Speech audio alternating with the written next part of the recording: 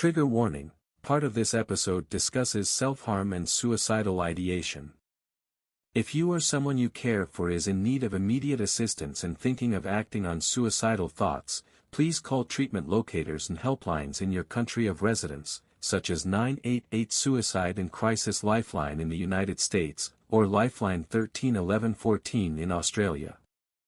If you're struggling with mental health, we encourage you to seek the advice of your physician or other qualified healthcare provider. Please do not disregard professional medical advice or delay seeking it because of something you have heard from this podcast. Am I Okay, especially this episode, is intended for mature audiences as it discusses topics that can be emotional and upsetting. Content shared in this podcast does not reflect or represent the views and opinions of medical practitioners or other experts in mental health. This podcast or any linked materials should not be construed as medical advice, nor is the information as substitute for professional expertise or treatments.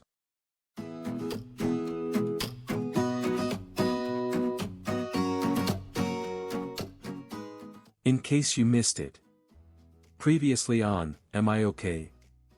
Hi, Karen. Hi, Chris. Nice to see you again. So where were we the last time we spoke? You were talking about the difference between sadness and depression. I knew I was depressed when I wasn't feeling joy. I wasn't feeling happy. I wasn't feeling sadness. I wasn't feeling anything. That's when I knew I needed help. So I went to my primary care doctor, or as you call it there, your GP. Correct. She could point me to go to the right direction.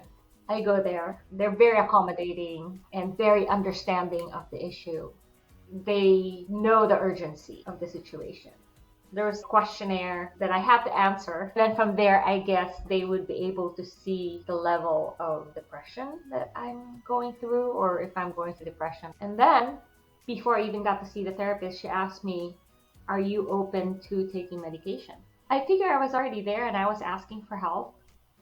Any help would do, and it's worth trying. The medication was worth trying. And so I did. I said yes. Mm-hmm.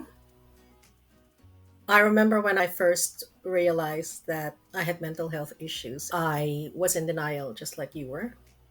And my husband suggested that I talk about my work with my primary care provider, which is RGB. And I said, I don't know if this is just stress or depression or whatever it is. My GP immediately knew I needed help. He then came out with a mental health care plan. And I remember he also asked me to fill up questionnaires. And I didn't realize until years later that those questionnaires are widely available on the internet. He suggested that I look up a psychologist that I feel comfortable going to, and then he will write up the referral, so which I did, and he gave me a referral. So I went and started seeing a psychologist. He also recommended that I take medication. Do you still feel the same way now, being on medication, as you did when you first started it?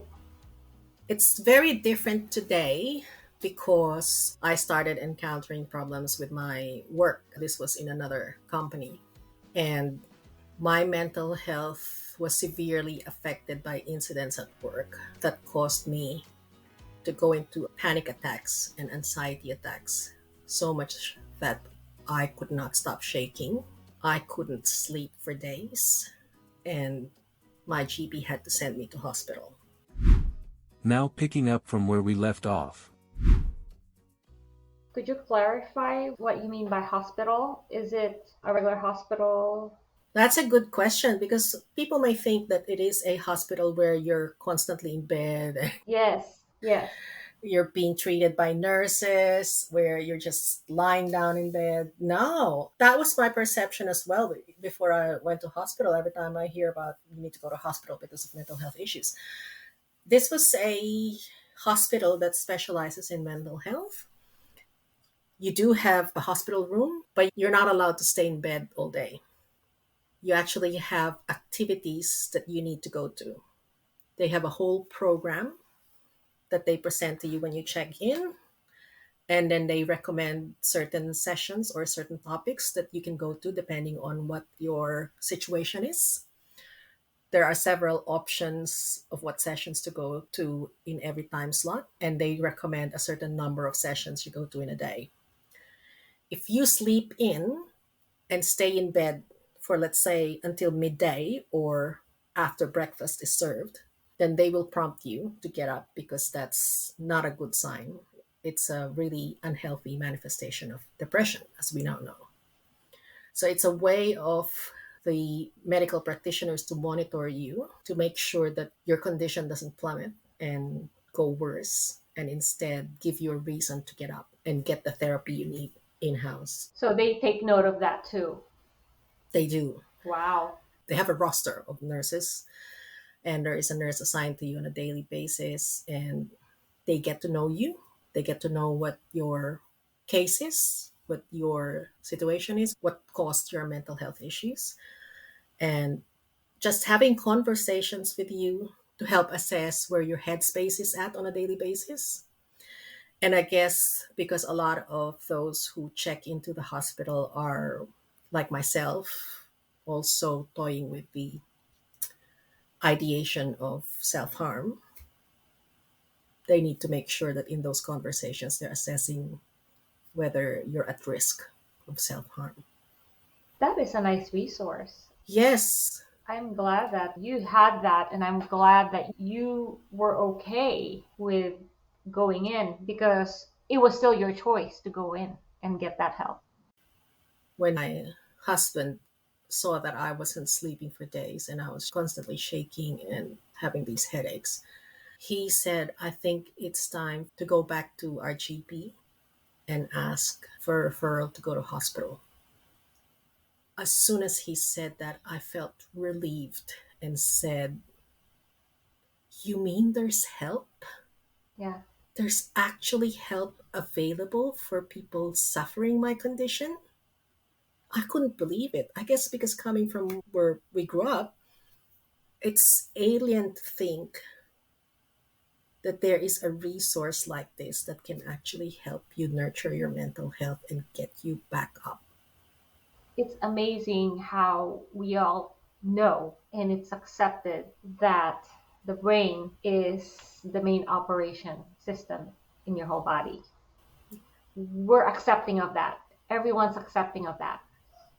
However, it's amazing how it's just now that people are realizing, including me, you do need to take care of that. If the main operation system of the body is in the brain, then we need to maintain that. Yeah. We don't have a problem maintaining other parts of the body. Yes, like your heart, like your kidneys or your liver. Like your heart has been accepted forever. Yeah. But it's just now that society is saying, and even then, that it's okay with society. Society is saying, yes, we do need to take care of that. It does need to be maintained. It does come across kinks and snags that we need to tinker with so that our whole body health, mental health is holistic. It's your whole person. Yeah. But it's just recently. And even then, that society is slowly saying, yeah, it's okay. Mental health is so important. Yeah. It's still somewhat taboo. Yes. When you talk about mental health, I feel like to some, it's as if it's like quack medicine. Yes. And But when you're in that situation, Karen, your perspective changes. I remember there was one point when I was in hospital the first week. That was probably even on the second day. I was triggered because I received something, a communication from my work that triggered me. And I was crying uncontrollably. And that was probably similar to your ugly cry when you were facing the mirror and getting ready for work. But this was that feeling of hopelessness and helplessness and worthlessness. The feeling that your humanity have been completely not just disregarded, but crushed and murdered and sabotaged, like as if you are not human and deserve to be discarded. I was crying uncontrollably, and the nurse was there, and the nurse had to call another nurse, and they were panicking. And despite me being in this state of feeling all of these emotions and feeling like wanting to end it all, I still had this thought that made me wonder, why are they panicking? And then the psychiatrist came in, and the nurses were all relieved that the psychiatrists were there because of what I was experiencing. And I was thinking, why are they acting like as if this is an emergency situation? I only see this kind of reaction when, when you watch ER, or when you watch all of these hospital shows on TV where they show you a scene in an emergency room. But looking back now, yes, it was an emergency situation. It deserves emergency or urgent attention. Yes. I could have killed myself at that point, Karen. Yes.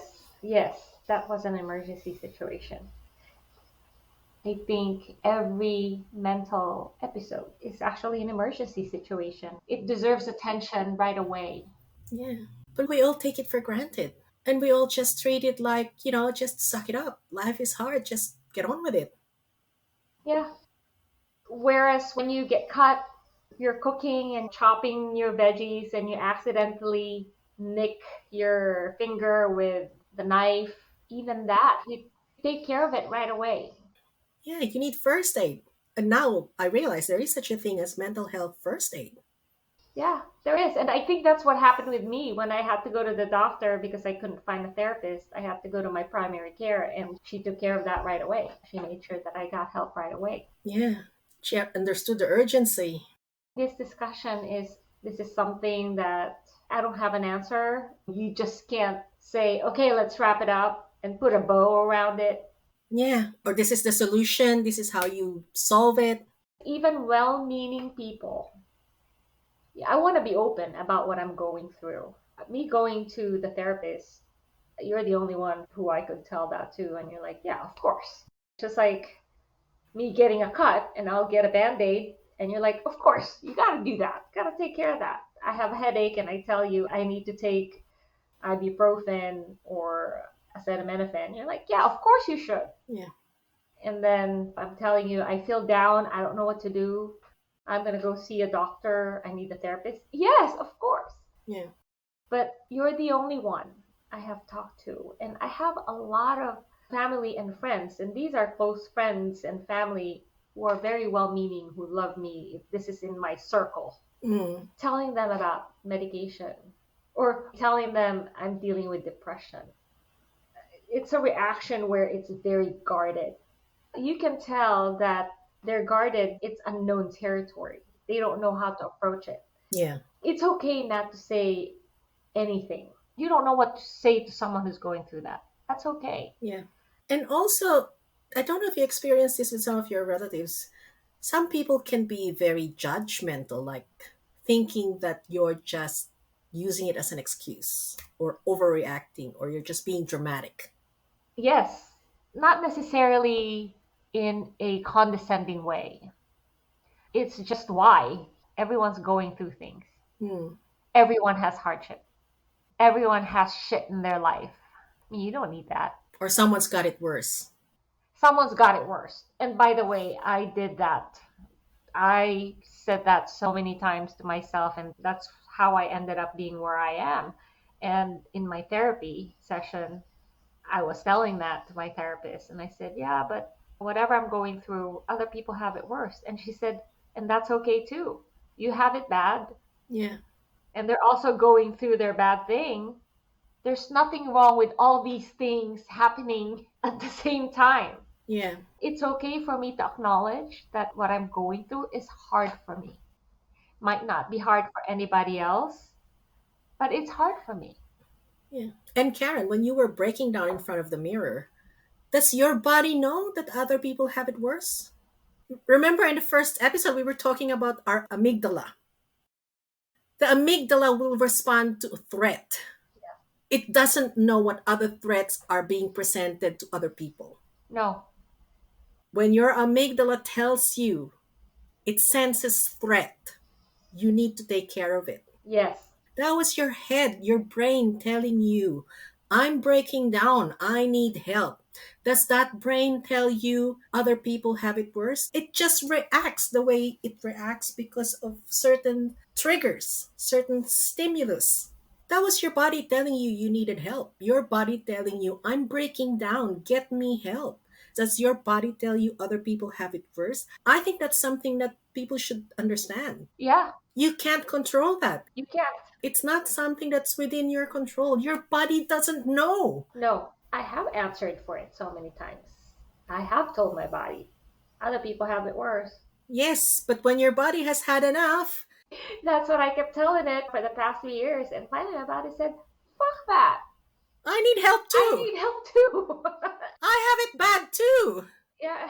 I had to hold this together. I had to go through this and carry this and go through all that just psychologically. Yeah, If there were physical, chemical changes that happened to me, yeah, not just psychological, I wasn't imagining it. yes, No one is ever imagining it. No one. If you're feeling something, if you're sad, if you're numb, yes, who am I? No one is to say you're not really feeling that. It's still a tough conversation right now. yeah.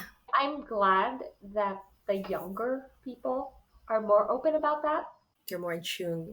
Yeah, They're more open about that, and I'm glad because life is tough, and I think life is tougher for them. When we were younger and we would always hear, it's always the older generation who'd always say, life is so much easier for you guys. When we were younger, we had to deal with this. This is how we had to do it. It was tougher. I'm one who never have to think like that. I never do. I think younger generation always have it tougher than the previous ones. yeah. For one thing, we didn't have social media in the old days. Yeah, and imagine we had a lot of physical connection. Yeah, We had a lot of physical connection. I think that's very important to talk. And even then, that should have been an indication that therapy works because it is about when you're not feeling okay, you reach out to a friend and having a talk. That's therapy. yes, that's right. At least we had that. And we had the physical contact, we had the phone. If I wanted to talk to you, I would call. Whoever answered, I need to have the ability to know how to do small talk. Yeah, I just can't say, Chris, I want to talk to Chris. If your mom answered the phone, I would say, hi, how are you doing tonight? yes, This is Karen. Is Chris available by any chance? And yes. she could say yes or no. She says yes, great, I get to talk to you. If she said no, that's learning how to deal with rejection right there. Yes, yes, And then the same with physically going to your house. yes, It's the same, but it's more face to face. And if she said, nope, Chris can't go out today, that's dealing with rejection face to face. But we learned all these abilities. It's just the way it was. yeah, How we communicated, we didn't have maps easily available for us, readily available. If we have to go someplace, we had certain skills that we had to learn because that's how yes, we would survive. That's how we would get to places. yeah. And with these technologies these days, it also means you have to act really fast and keep up with technology, unlike in the old days where you have time to process things. Yes. You have time to pause and reflect. Whereas these days, when someone sends you an email, you have to respond immediately. The expectation is because it's accessible. Yes, it's right there. But having said that, it makes me wonder how come the younger generation are more in tune with their mental health and more open about it? I think this new generation, I think they're kinder. Yeah, I think they're less biased. yeah. I guess awareness also plays a big part. There are more resources nowadays that promote awareness of mental health issues, and there are more resources that provide help in mental health. Yeah, They're able to get resources online. The resources are more accessible to them. They're more exposed to information. Yeah, I think so. But I think they're kinder. I don't know how. Yeah. But the younger people, at least I see with the people I know, they're kinder. They're more accepting. They're more forgiving, actually. Maybe their parents who are in our generation are kinder. So we somehow contribute to that too. But we digress. Hopefully, sharing your experience and my experience helps normalize it, remove the stigma. I hope it makes people see that it's okay to go to a therapist to look after your mental health. It's okay to take medication if it helps you with your chemical imbalance. It's okay to go to hospital to look after your mental health. It may not be the right solution for you. Your own mental health practitioner could probably give you what's more suited for you. I know some people who, no matter how much medication they take, it still doesn't help them. So it might be another form of help you need.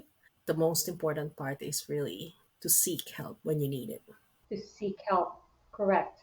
Get the appropriate help that is tailored for you and your condition. Yes. And one thing I like to note is that seeking a therapist is it's like a marriage or not a marriage. The therapist has to be the right therapist for you. You go to one and if you didn't feel good about it, don't get discouraged. Find another one. That doesn't mean that's the therapist you're going to be stuck with. Yes. Find another one until you find the perfect match. Yes. I agree. And I know you had that experience, and I also had that experience. My first therapist, I didn't like, and I had to go look for another one until I found the right one for me. Yes, before I got this appointment for the referral that my primary care sent me to, I said, should I still look for a therapist? She said, yes, Mm, it's okay. It's better to have two in line than wait for like a month from now. yeah, Finally found one and it didn't work for me. It was an epic fail. yeah, It's okay to keep searching until you find the right one. It has to be a good match. yes, And it's okay. It's okay to take medicine if your doctor says it could help, but it's all different cases, each person. yeah. At the end of the day, it's okay. It's okay to take care of you. It's okay. Just seek help. Yes. Take care of you. Take care of you. You deserve that. You deserve to have a healthy life. You deserve happiness. You're important. You deserve to be well.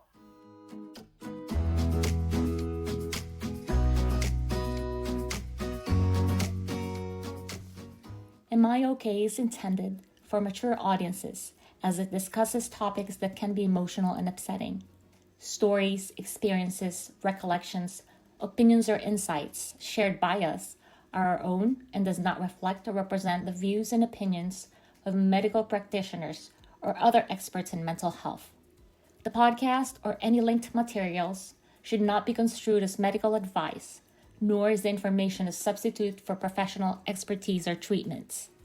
If you're struggling with mental health, we encourage you to seek the advice of your physician or other qualified healthcare provider. Please do not disregard professional medical advice or delay seeking it because of something you have heard from this podcast.